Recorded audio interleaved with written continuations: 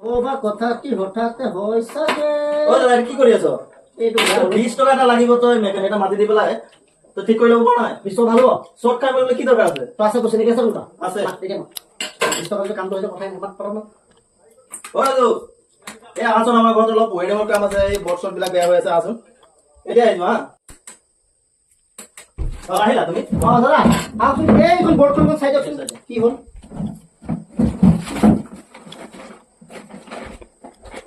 ইমান ডাঙৰ স্কুটি পাৰ নেকি?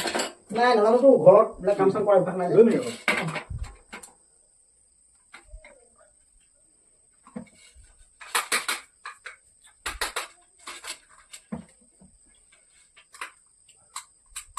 হৈ গ'ল খাই লওঁ বস্তু নাই চুকে লগাই লওঁ।